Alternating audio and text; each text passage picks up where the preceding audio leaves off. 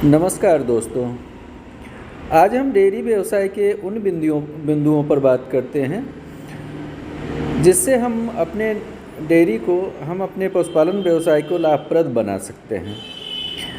दोस्तों, हमने बहुत सारे प्रोग्राम किए हैं, फार्मर्स मीटिंग और लोगों के बीच बहुत सारे सेमिनार वगैरह हमने अटेंड किया है। तो मैक्सिमम जगह हमने ये देखा है कि पशुपालन में जो सबसे बड़ी समस्या आती है, लोगों का जो प्रश्न होता है वो हमेशा ये रहता है कि सब हमें फीड जो है वो बहुत ही महंगा है। जितना हम खिलाते हैं उतना दूध हो नहीं पाता है, दूध से पैसा नहीं आ पाता है, दूध का कॉस्ट बहुत ही कम है उस अनुपात में जिस अनुपात में हम चारा खिलाते हैं।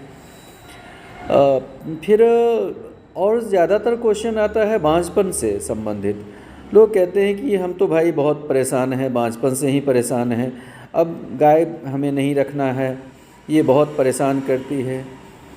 तो कुछ बातें हैं जिस पर हमें विशेष ध्यान रखना होगा और हमें देखना होगा कि उन बिंदुओं पर हमें विशेष ध्यान देना होगा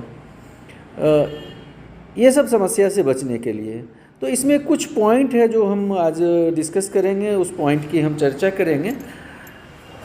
हमारा मानना है कि सबसे पहले हम उसके फीडिंग मैनेजमेंट को हम देखें। हम देखें कि हम जो भी उसको चारा दे रहे हैं वो संतुलित है कि नहीं।